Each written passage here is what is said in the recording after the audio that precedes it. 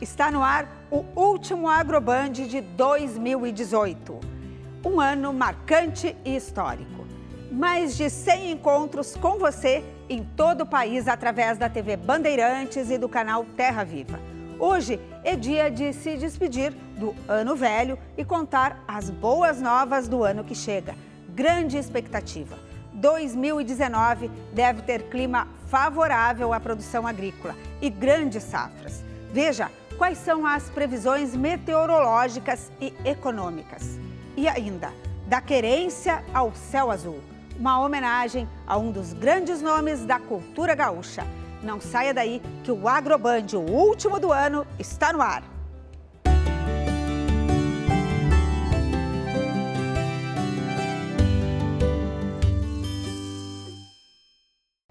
O ano novo traz consigo uma grande expectativa para os produtores rurais. 2019 deve ser um ano de grandes safras. Os fatores que contribuem para isso são muitos e um dos principais é o clima. É sobre isso que eu vou conversar agora com o meteorologista, coordenador do 8º Distrito de Meteorologia do INMET, Solismar Damé Prestes. Bom dia, Solismar. Bom dia, Lisemara. Como vai ser o novo ano para o nosso agro? Olha, as perspectivas são muito boas, né? Nós estamos aí com um ano de El Niño, um El Niño de fraca intensidade. As chuvas estão se comportando dentro do previsto, entre a média e um pouco acima. E a tendência é que permaneça assim, né? Pelo menos no início do ano, até abril, maio, deve permanecer essa situação de El Niño. E a tendência de chuvas entre a média e um pouco acima, né? Um pouco acima, mais no sul do estado, no oeste, mais para o centro e norte, mais próximo da média. Então, a gente acredita que seja uma situação bastante favorável para a agricultura. E as temperaturas? A gente teve um dezembro bem louco, porque teve frio bastante no início, depois teve a temperatura mais alta do ano, temperatura com sensação térmica lá de 40 graus, e vai ser assim todo o verão? Não, a tendência é que seja um pouco mais regular, né? Esse começo de dezembro foi bastante atípico, porque entrou um grande sistema, uma massa de ar bastante seca, que trouxe aqueles dias frios. A gente teve nas partes mais altas do estado até geadas, né, em pleno dezembro. Mas como era uma massa bastante extensa e seca e permaneceu por um longo período, nós tivemos quase 2 semanas sem chuvas, ela ao longo do tempo ela foi aquecendo e aí esses últimos dias foram com temperaturas bastante elevadas. Mas isso é um pouco atípico, mais típico para essa região, né, final de primavera, verão, ao longo do verão mais próximo da normalidade. Solismar, aqui a gente tem uma lavoura irrigada importante no Rio Grande do Sul, que é o arroz, e temos as lavouras de seco, que são o milho, a soja e o feijão. O comportamento vai ser bom para todas essas lavouras, porque tem umas que colhem mais cedo, outras que colhem um pouquinho mais tarde. A tendência de clima é um pouco mais favorável para essas culturas que não são irrigadas. Soja, milho, feijão, porque como eu falei, a chuva é do normal para cima e o ideal para que se tenha uma boa safra aqui no verão é sempre que chova um pouco acima da média. Se a gente tiver chuva dentro da média, pode não ser tão bom para a agricultura, essas agriculturas não irrigadas. Para o arroz já é um pouco diferente, porque na realidade o que o arroz precisa é de sol, mas ele tem a água no pé e sol na cabeça. Como ele é irrigado, né, e desde que a gente esteja com os reservatórios muito baixos, que tenha problema de falta de água, que não é o caso, o arroz aí precisa de bastante sol. Então o ano não é tão favorável para o arroz, mas também não é ruim, porque como as chuvas são da média, pouco acima, a gente ainda tem uma tendência de ter vários dias com sol e que isso seja o suficiente para a lavoura do arroz. Quando a gente tem um El Niño de moderado para forte, é que aí começa a trazer prejuízos para a lavoura do arroz. A gente já vem há vários anos sem ter assim, grandes problemas de estiagem aqui no estado, várias safras boas, exceto algumas regiões isoladas, como ano passado, a região mais ao sul, com a questão de soja e milho, porque aí faltou um pouco de água, mas a nível geral, já há alguns anos a gente não tem tido problema de clima para a agricultura. É que essa metade sul é mais recente o plantio da soja e do milho, porque não são culturas tão adaptadas a esse clima mais seco, como na fronteira oeste, por exemplo, na campanha. Mas esse ano deve ficar mais estável em todo o estado do Rio Grande do Sul. Em todo o estado, como tu disseste, as regiões assim, mais características de soja e milho é a região lá do Planalto, mais ao norte do estado. Mas nos últimos anos essa cultura se expandiu, principalmente a soja, bastante para o sul, né? Mas são áreas que a gente tem mais problemas, pelos dois lados, se é o ano seco ou se é muito chuvoso, porque como são terras baixas, quando é muito chuvoso, muitas vezes as lavouras de soja ficam alagadas por alguns dias e também trazem prejuízos para a cultura. Então, os dois extremos na região sul para culturas de seco, como soja e milho, não são bons, né? Mas a tendência esse ano é que seja um clima bastante regular e favorável para todo o estado. Bom, a gente recém entrou no verão, estamos ouvindo aqui do Solismar que vai ser na média, a chuva e a temperatura. Mas eu já quero ir lá para frente, porque tem a colheita, o grosso da colheita ali, finalzinho de fevereiro, março, para a soja, para o arroz, aí já fica aquela preocupação com a geada do cedo, por exemplo, que se antecipa lá no outono. Dá para a gente já ensaiar um pouquinho como que vai ser, saindo desse próximo trimestre, avançando um pouco? É um pouco cedo para a gente fazer um programa, mas a tendência, como nós estamos em um período de El Niño, e esse El Niño deve ir até maio, pelo menos, e a tendência é que as temperaturas fiquem da média para cima, pouca coisa, a tendência também é que retarde esse período de entradas de massas de ar mais frio. Então, as geadas a gente não tenha geadas cedo, elas sejam um período mais característico, que é lá mais final de outono e inverno. Então, existe uma pequena tendência de não termos geadas assim muito antecipadamente. E o calor, porque março tem sido muito quente nos últimos anos. Deve ser assim também, ele deve se estender, deve ir calor até quando? Abril, maio? Não, até março, começo de abril, aí uma tendência de... Esses primeiros meses, agora janeiro, fevereiro e março, a tendência de boa parte do estado até ser um pouco mais quente do que o normal. Mas nada de excesso, assim, é 1 grau acima da média. Depois a tendência é voltar mais para a normalidade. Então, nós vamos ter um verão bastante típico aí, e só com esse detalhe de as temperaturas um pouco mais altas, e aí lá para abril, maio, a gente não ter entradas de massas de ar frio que venham trazer geadas ou alguma coisa nesse sentido. E esses episódios de temporais, tempestades com vento forte, com ocorrência de granizo, tem previsão agora para esses próximos meses? A gente não tem como fazer previsão desses eventos, porque são eventos de micro escala e de curto prazo, né? A gente já está passando assim, o período que mais acontece esses eventos é primavera, agora é início de verão.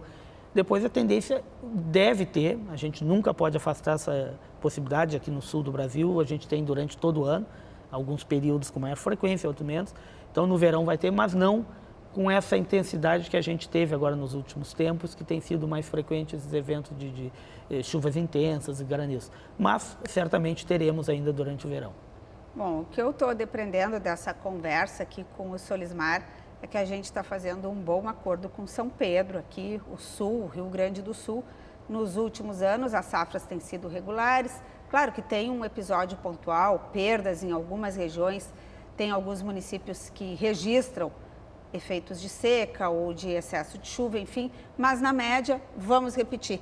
Que bom, estou gostando desse acordo com São Pedro. Vamos assinar de novo para 2019, então, para todo ano. Vamos assinar e esperamos que dê certo. Como tu falaste, né? O clima, infelizmente, ele não é assim homogêneo, não é regular em todo o estado. Pontualmente existem problemas, mas de uma maneira mais abrangente, mais geral, a gente tem tido aí sucesso nas safras, que o clima, se eu não me engano, foi 2011, 2012, a última vez que a gente teve problema aí de estiagem, tivemos grandes perdas na agricultura. De lá para cá, São Pedro tem sido bonzinho. Coisa boa. Obrigada, Solismar. Bom 2019 para nós. Obrigado. E um ano de tempo bom. Um ano de tempo bom, que todos nós tenhamos aí sucesso no próximo ano. Isso aí, estou assinando embaixo. E nós vamos para um rápido intervalo. Na volta, as perspectivas econômicas para o agronegócio em 2019. E uma homenagem a um grande nome da cultura gaúcha que nos deixou em 2018. Até já!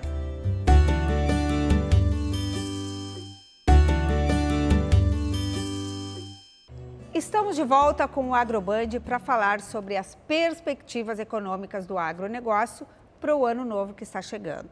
Nós já vimos no primeiro bloco que o clima deve ser favorável aos produtores rurais. E agora vamos saber como vai estar o mercado em 2019. Estou recebendo o analista de mercado Carlos Cogo. Bom dia, Cogo. Bom dia a todos.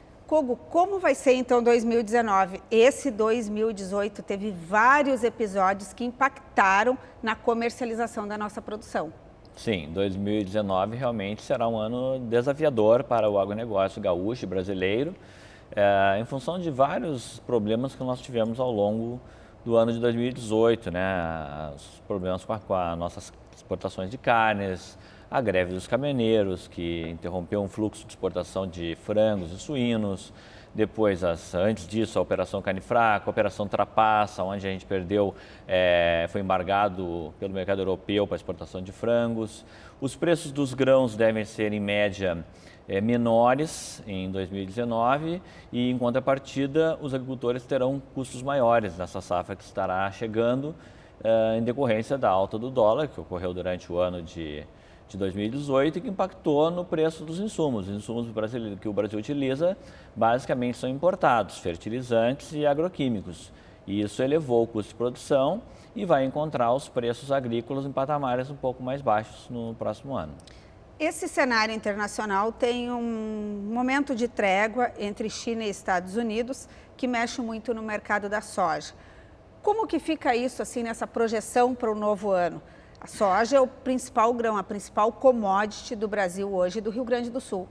Sem dúvida, assim, duas commodities especiais elas foram muito beneficiadas pela briga, pela disputa comercial, pela guerra comercial entre Trump e China, especialmente soja e farelo de soja também, mas a gente poderia incluir a carne bovina também, ela foi bastante beneficiada. Para ter uma ideia, as exportações de carne bovina para a China elas cresceram 53% em volume, atrás do vácuo deixado pelos Estados Unidos, que também eram fornecedores de carne bovina para a China. Na soja foi impressionante o desempenho, o Brasil exportou 24% a mais em soja em grãos e 14% a mais em farelo de soja, então, e o estado foi números muito similares a esse, então foi um desempenho muito bom. Evidentemente que no sentido inverso, se houver um acordo em algum momento houver um acordo bem sólido entre China e Estados Unidos, o Rio Grande do Sul e o Brasil poderão perder parte desses mercados conquistados ao longo de 2018. Bom, outro mercado importante é o Oriente Médio. Os países árabes são compradores especialmente das nossas carnes. Nosso frango, por exemplo, o abate halal, que é para o mundo islâmico, é uma especialidade nossa. E agora o novo governo acena com alguma possibilidade que não agrada o mundo árabe de troca da embaixada, de local, enfim. Que cenário se desenha para essa área do mundo nas nossas exportações? O que o país e o Rio Grande do Sul não precisam é criar conflitos com os nossos compradores lá fora. O Brasil se tornou o segundo maior exportador agrícola global e isso tem um preço muito caro. Você precisa manter uma imagem limpa, honesta, idônea e não criar conflitos comerciais, políticos. Essa questão que foi aventada de transferir a embaixada brasileira de Tel Aviv para Jerusalém pode criar um imbróglio imenso com o mundo árabe e, para lembrar a todos, 15% de toda a exportação do agronegócio brasileiro é destinada aos países árabes. É um mercado muito importante para nós, para a avicultura, para a suinocultura, mais recentemente agora exportações de milho, exportações de arroz também, um produto aqui muito importante no Rio Grande do Sul. É um mercado muito importante, carne bovina, são compradores nossos também. Então é um mercado muito importante, o Brasil não pode criar esse tipo de conflito na área internacional e precisa fazer urgentemente um trabalho muito sério para recuperar a sua imagem lá fora, que está bastante desgastada depois desses escândalos todos que aconteceram em 2018.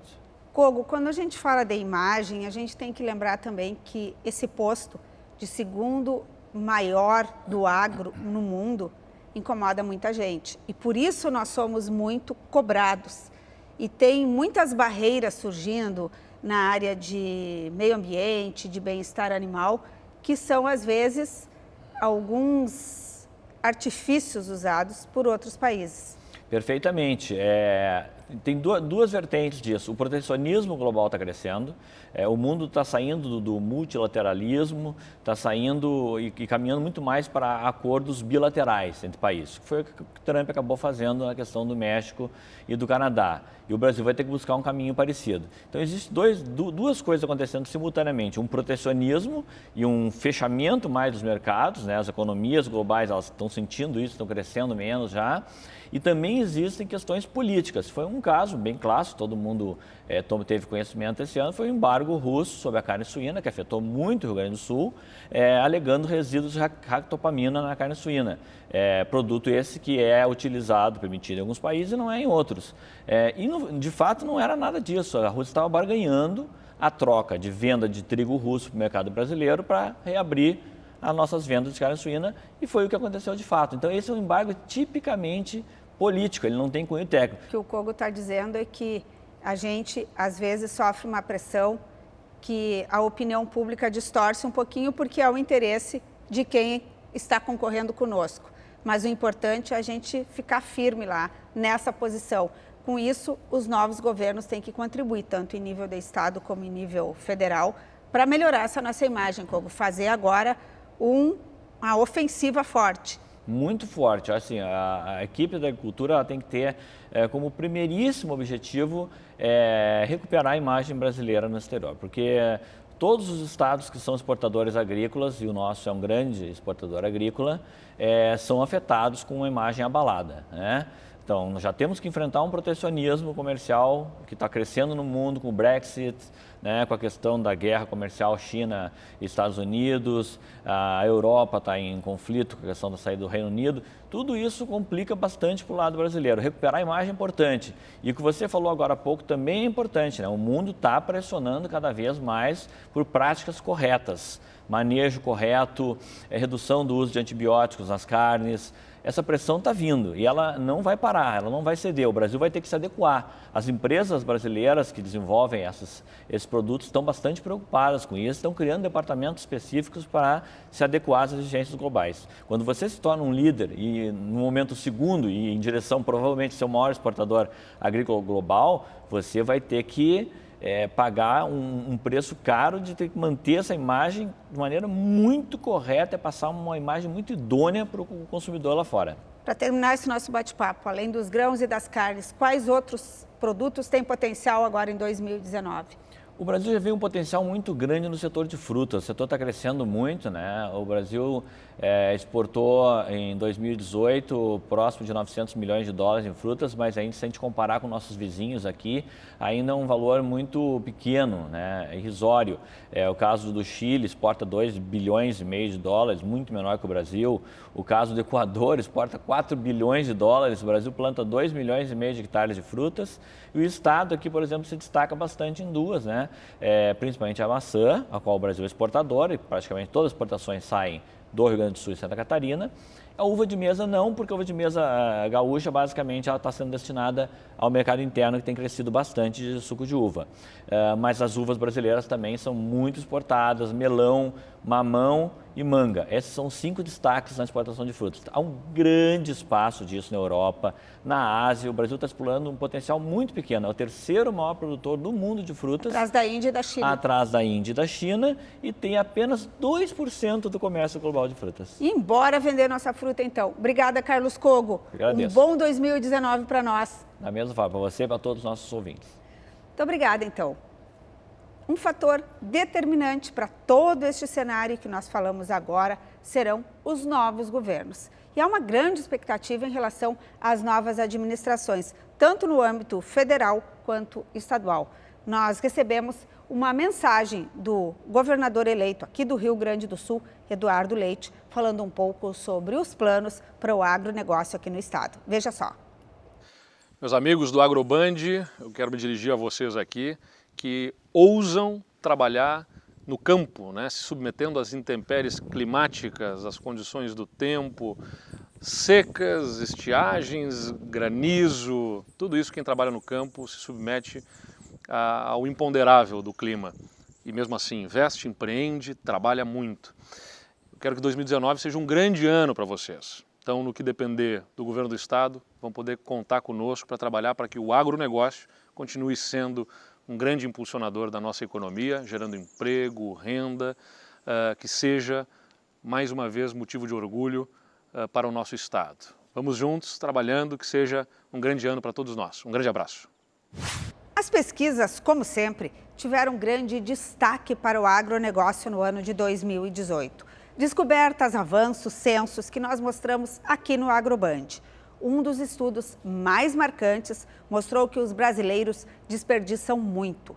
O prato símbolo da culinária brasileira, o arroz e feijão, representa 38% do montante de alimento jogado fora, de acordo com a Embrapa e a Fundação Getúlio Vargas.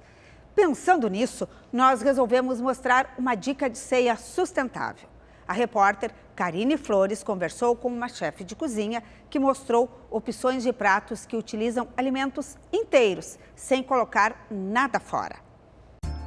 A farofa é indispensável na maioria das receitas. O prato recebe várias adaptações. Buscamos uma versão mais sustentável. Que tal utilizar ao máximo os alimentos? Nessa receita, o diferencial está na casca de banana. A primeira dica é conservar corretamente essa parte da fruta. Botar uma bacia na geladeira com água e limão. E enquanto tu vai consumindo a banana, vai deixando a casquinha de banana nessa água. Consegue deixar uns 3 a 5 dias e depois utilizar. Senão ela vai escurecer, né, e vai ficar mais feinha pro uso. Além de deliciosa, a receita é barata. Anota os ingredientes.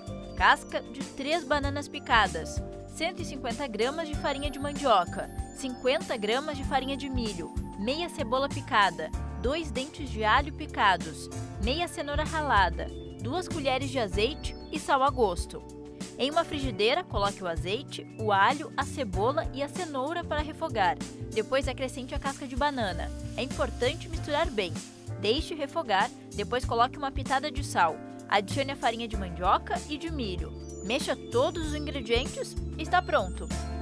Outro prato que tem presença garantida nessa época do ano é o arroz à grega. Mas que tal ousar na receita? A chefe Martina coloca uma fruta bem diferente no preparo, o melãozinho. A gente encontra ele nas feiras, não se vê tanto em supermercados, mas em feiras a gente encontra eles durante todo o ano. Para preparar a receita são necessários os seguintes ingredientes: 1 xícara de arroz, a chefe usa o integral e o vermelho, mas você em casa pode usar o que preferir, até aquele que sobrou de outras refeições. 2 melõezinhos, que podem ser substituídos por outra fruta que você tiver na geladeira, como a maçã ou a pera. 1 colher ralada de açafrão, pimenta biquinho a gosto, meio maço de coentro, 200 ml de leite de coco, que pode ser trocado por creme de leite, uva passa a gosto e sal. Depois que o arroz estiver pronto, é só misturar todos os ingredientes. A ideia é que o prato fique bem cremoso e colorido. Cenoura, a gente utiliza as ramas, elas refogadas, ou dentro de algum preparo também. Dá para utilizar ele também como no lugar da salsinha. A ideia é misturar e refogar tudo até formar uma pasta. O recheio pode ser usado tanto em carnes quanto em folhados. Até a dica de drink é sustentável. A casca de abacaxi dá um gostinho especial ao espumante. A ideia é aproveitar as festas para experimentar diferentes receitas e diminuir ao máximo os desperdícios. Hoje, a utilização do alimento integralmente é super importante, tanto economicamente quanto para o meio ambiente. Então, se aventurar nessas pequenas formas de utilizar o alimento integral, a gente consegue ajudar de várias formas o nosso planeta e a gente mesmo.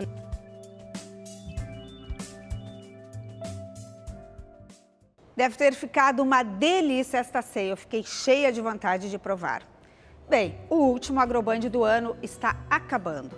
É hora de dar tchau a 2018, um ano intenso, marcante e histórico. Mais uma vez, estivemos junto a você em grandes momentos. Mostramos grandes eventos, grandes descobertas e grandes passos do nosso povo que ficaram marcados na nossa história. Agora falta pouquinho para a virada, uma porta que vai se abrir para um tempo de mudanças. A expectativa para o ano novo é grande e a certeza é uma só, a de que o êxito só vem depois de muito trabalho. Que possamos dar as boas-vindas a 2019 com suor no rosto e as mãos sujas de terra, marcas de um povo que não se deixa abalar por pouco e que mostra a sua força e a sua importância todos os dias. Esse é o nosso Mundo Agro. Nós encerramos o programa de hoje relembrando alguns dos principais momentos de 2018 e fazendo uma homenagem a um dos principais nomes da cultura gaúcha que nos deixou em 2018, Paixão Cortes. Com vocês, o hino ao Rio Grande, pois é com muito orgulho que fazemos o Agroband do Rio Grande para todo o país. Feliz Ano Novo! Tchau! O ano que vem tem mais!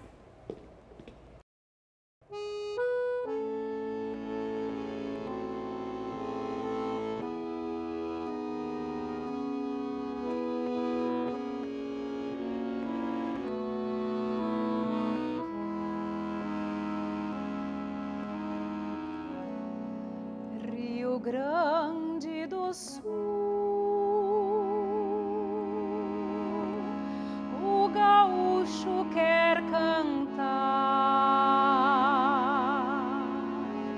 a querência e o céu azul, os verdes campos e o mar e as mulheres que são belas, as calmas noites nos rincões, o céu bordado de estrelas, manto de heróis e tradições. Rio Grande do Sul, dos prados que não têm fim, por maior que tu sejas, Rio Grande, caberás sempre dentro de mim. Rio Grande do Sul, dos prados que não têm fim, por maior que tu sejas, Rio Grande,